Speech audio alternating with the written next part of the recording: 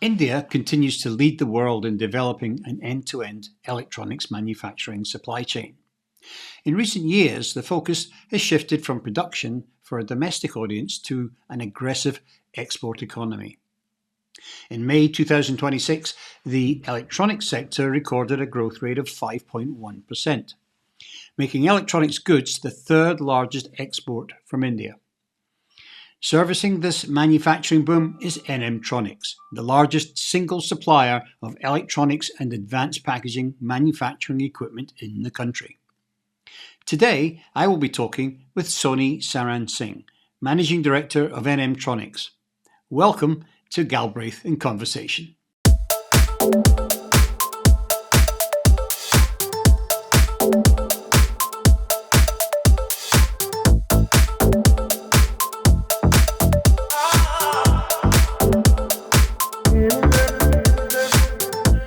So Soni, welcome. Nice to see you. Thank you very much. Okay, excellent. So as on the current growth trajectory, as someone on the front lines of equipment and material distribution, what's the current temperature of the factory floor in India? Are you seeing more greenfield sites expansion, or is the activity primarily centered around upgrading existing lines?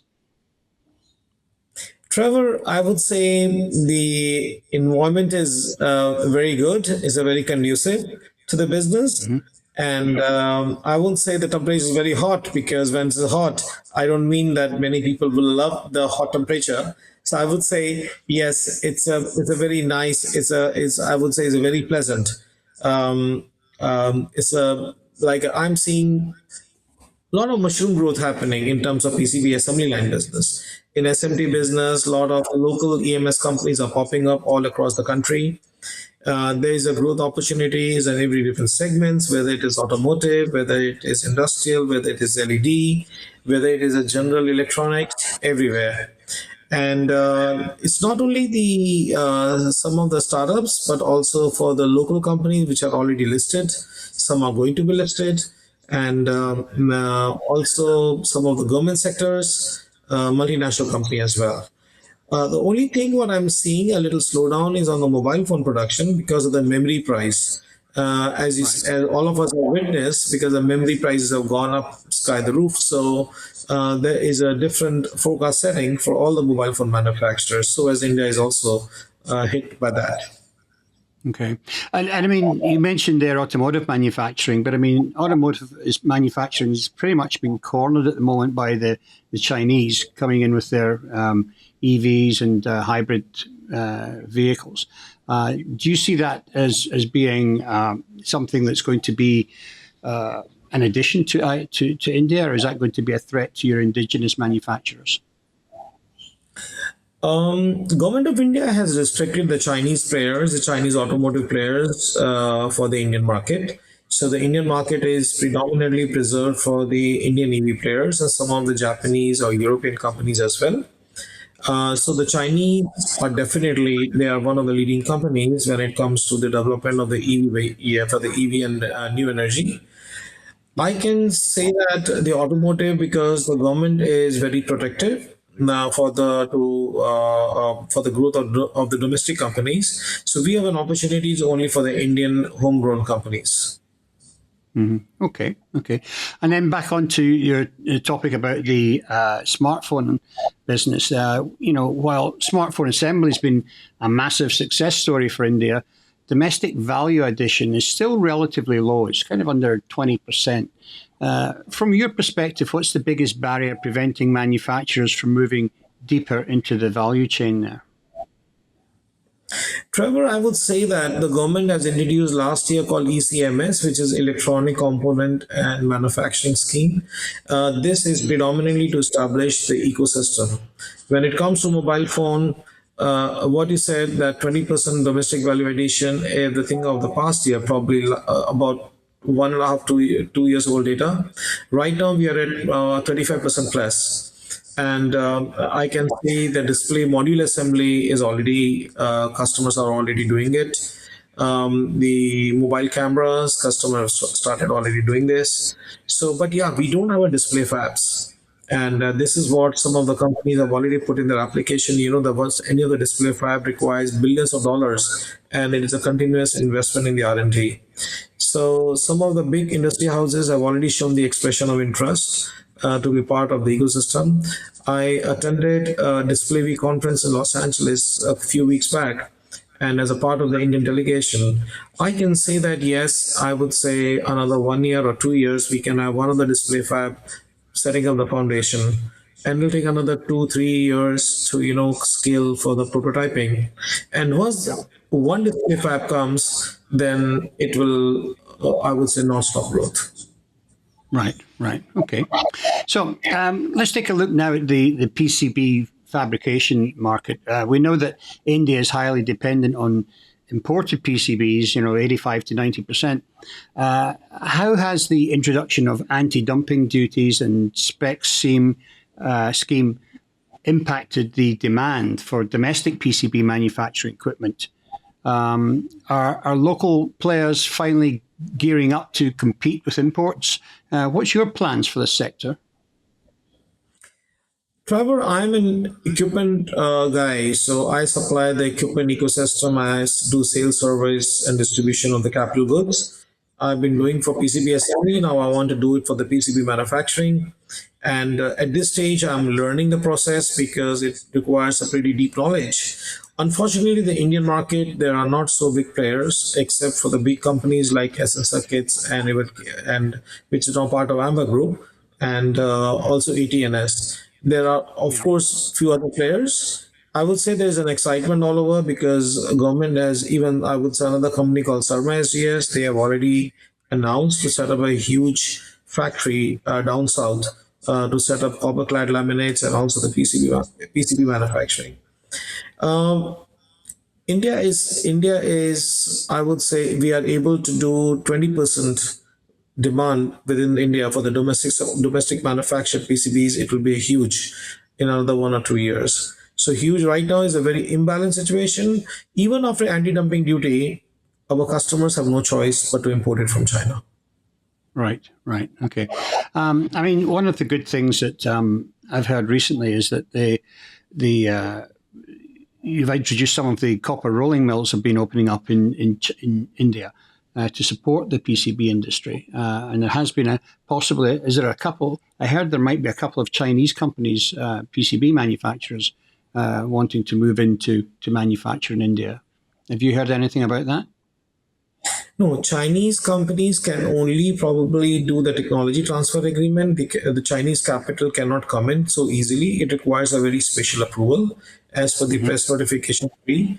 It is a long drawn process. It's not an easy step. I can say some of the Chinese company have shown the interest, but it again depends on the geopolitical situation. Right, right. Okay. Okay, so the other area that you're involved in, Sony, is advanced packaging. The chip fabs and everything else that are growing at quite a rate in India. So advanced packaging is becoming the new critical bottleneck for high performance AI hardware. What kind of interest or investment inquiries are you seeing from Indian manufacturers regarding advanced packaging, OSATs, or wafer level processes? Wafer level process, there is only one company, which is Tata Electronics, and which is already in the process. The project is delayed for multiple reasons, but definitely the project is still in progress. For the packaging part, advanced packaging, all the different OSATs, there are easily more than 10 projects. They're already been actively progressing. We are in touch with almost everybody, and at present, they are all engaged with the European equipment manufacturers or Japanese equipment manufacturers. Right. But the high cost for the European Japanese manufacturers are causing a lot of hurdles and the bottlenecks. So I'm in touch with a lot of companies, and they are encouraging me to find some other alternate solution. As you know, the capital goods intensive industry requires optimization of the cost. And at least I can begin with the retooling part, which will really help our customers to optimize the cost and stay ahead in terms of value for money. Yeah. Okay. Well, that kind of leads almost into my next question, which is around the Make in India program. Is it? Yeah, you started certainly, and you do have some partnerships with some Western companies to manufacture their products in India. Is that still progressing, or is that an area that you would, for example, move into some of the advanced packaging stuff? Where do you see that going? Trevor, this is in discussion right now. Nothing is concluded yet. Because if you look at all the companies in India, they're at a very initial stage. So all the companies, capital good industry, would like to come to India only when they feel it is going to be, it's the right time. So all the companies, equipment companies, and the OSAT, large OSAT companies, are just waiting and watching. Every year, we run an awards contest. It's called the Global Technology Awards, and it's the most recognized and respected awards contest for electronics manufacturing equipment and materials and services in the industry. Why not give your new product, material, or service the recognition it deserves by entering this year's contest? Full details can be found at globalsmt.net/awards. But hurry, entries close on July 18th. So we're seeing a surge in AI-powered inspection, things like true 3D SBI, AI-driven verification globally. Is the Indian market sector adopting these smart technologies at the same pace as Europe or the US, or are they still heavily focused on scaling basic capacity? Trevor, I would say the adoption of AI, it's a common platform all across the world. So all the countries are adopting the AI. Anything, everything where the AI can be incorporated. Every industry, every equipment companies are working very hard. So as India and so as we as well. So Yeah. my equipment partners, they are adopting AI technologies at a different level, at a different pace for the different applications, and opportunities are immense. Even we have our in-house team; they have already developed certain tools which can be plugged to some of the leading equipment partners whom we represent, and they are going to bring a lot of value addition. You will see that during Productronica, sir. Yeah, yeah. Well, I mean, India's been known for many years to have a very strong software backbone, and a lot of good software engineers out there for sure. But technology is only as good as the operators who run it. So, given the rapid proliferation of new factories, and how critical is the skills gap in your conversation with customers, and what needs to happen to ensure that the workforce can keep up with the new technologies being installed? Skill, if you look at, there are two things I would like to talk about, Trevor. One is the education system in India. Second is the skill part. Mm. You know, education, India is one definitely very good in terms of education. But when it comes to the skill and development, it's very weak. So there is no proper mix between the education and the skill. Skill is a skill job. For example, anybody, let us say, who is doing an engineering, he's in the university. If you want to develop a skill of, let us say, cooking, for example, there are no cooking classes in the university, right? So this is what we, as cooking is also a skill. I'm just giving as an example. Same thing, let us say, Yeah. it can be for anything. So unfortunately, any Indian engineers, even one of the finest colleges, they are taking it out and bring it to our company from the campus to corporate scheme. So they are not plug and play. So we need to invest a lot of time, energy, and efforts to bring them to the corporate level understanding. The internships need to be stronger, so that the internship must be giving a basic foundation how the corporate culture is done, and so they are also able to understand what exactly role will be fit for them. So these are a lot of missing things. They are improving, but it'll take some time, few years, I would say, but we are on the right path. Right, right. Okay. So you don't have the basic colleges for doing basic skills. They have to go to either school, then university, and not really much in between. That's right. Yeah. Okay. So, looking at the turning our attention now to the sort of regional infrastructure, we see major clusters emerging in places like Karnataka, Tamil Nadu, Gujarat. From a logistics and support perspective, are these clusters meeting expectations, or are you still finding significant infrastructure bottlenecks like reliable power or local component service that affect your ability to deploy and service equipment? Trevor, India has been growing slow and steadily. It is not like China, for sure. Mhm. For the new person who is coming to India, they can see improvement happening, but not probably as fast as people have seen in the past that China has developed. So coming back, the power situation has drastically improved. We have never seen power cuts. So this is something is completely out of the mind. We don't see any power cuts happening. But in terms of road, in terms of traffic, in terms of pollution, definitely India has to work a lot. Coming specifically, yes, there are a lot of provinces and states. They are giving a very special incentives. There are Tamil Nadu's, Karnataka, um, Andhra, Telangana, Gujarat, and recently Uttar Pradesh, where our headquarters is located in Noida. These governments are very, very progressive, and they are inviting different entrepreneurs. They are going on a road shows. They are signing a lot of MOUs and asking all the businessmen what exactly they want, because they also understand the chip is a new oil, and they really want this to be addressed. Right. I think so. My sensor light has gone out. Hold on a minute, please. We'll hold Hold for a on. second. Okay. It has got a sensor. My office has a sensor light. There's nobody in my office right now, so they have gone home. So I'm alone in office. And the movement means the sensor light goes off. Yeah. Oh gosh, oh gosh. Okay, hang on a second. I need to get back to my notes here.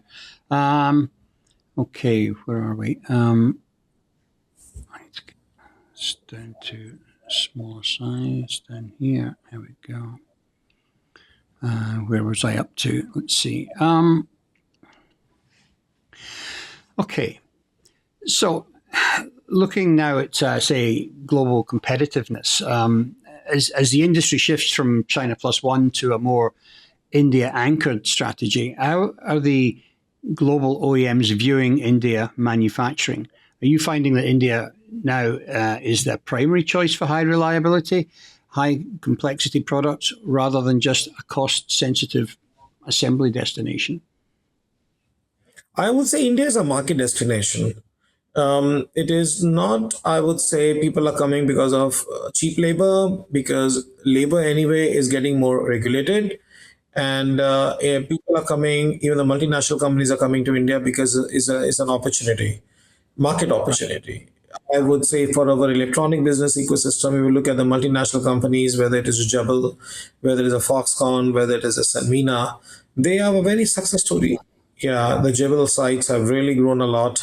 Recently, you must have seen in social media how the Jebel new factory have been inaugurated by the Maharashtra Chief Minister and our industry minister. So I don't think any of the multinational company in the last 1 decade has gone back, packed the bags, and they have gone out of the country. So they all are here because India is a market destination. Yeah, yeah. Okay. It's interesting. So you seem to be, on the other hand, going a little bit against the trend by creating an India plus one policy, because by opening a branch in China. So what is the strategy behind this? And will you be able to sell most of your existing lines there, or are you going to have to only allowed to sell? Trevor, no, I'm not the one. I'm not opening the China office to sell machine in China. That is not in my agenda, and that is not at all the objective. Okay. We are Our industry, as you know, is a highly dependent on China market. Highly dependent. I can see every 2 weeks somebody from my customers are traveling to China, and most of them, they need handholding. And so where to go, how to move around, and which are the right companies to work with. And I'm in the business of electronics manufacturing in the field of solar, in terms of EV, in terms of robotic automation. In all these segments, the China is already very mature. So when I say every 10 days, 14 days, one customer is visiting China, so I need to give a good handholding to them. Idea is to work very closely with the Chinese companies and to make sure that yes, I'm giving a full service to my customer. Yeah. And you presumably also use it for sourcing as well yourself, for things that you... Very true, sir. Very true. Very true. Okay. Very true. So just to finish off, Soni, I mean, if you could advise the Indian electronics manufacturing leadership on one strategic priority for the next 3 years, whether it's specific equipment investment, material localization, or technical training, what would it be to ensure India reaches its goal of a $500 billion sector by 2030? Trevor, my single thing is that every company, whether they are the EMS company, product company, or equipment company like us, they must invest in the R&D. And that is how the China has taken the leaps and bounds ahead of us. China is very good in terms of R&D and all the developed country, because we have to, like, I have decided to invest certain portion of the profit back in the R&D, and it's always becomes a long-term investment with you, and that really gives a value to the business. So if you ask me the single line message, yes, every company have to reinvest in the R&D. Whichever product they do, they need to invest. And that, if that's the only thing which I feel is a missing part for the Indian businessman. So do you think the government needs to maybe give more incentives in that respect? Oh, yes. Government is always encouraging that. In fact, our minister, honorable minister, have categorically told while giving the approval to the ECMS approved companies that they need to see the entire technology being built in India. So he's personally monitoring all the taxpayers' money goes in the right hand to the right company who are committed to build an R&D ecosystem in India. Right. Okay. Oh, great. Well, Soni, I think you're doing a great job over there. I believe you're in Dubai today, of all places. But I mean, I think you've certainly been one of the leaders at the forefront of this revolution in India for electronics manufacturing. And I want to congratulate you on that. And thank you very much for coming in and joining us today. Thank you very much. Thank you. And thank you for watching. If you liked this episode, please remember to like and subscribe to be informed every time we release a new interview. You're welcome to leave comments in the chat below this video. We're also open to constructive thoughts and suggestions. You can watch or listen to this podcast on our YouTube page, LinkedIn, Meta, X, or our dedicated podcast platforms on Apple, Google, or Spotify.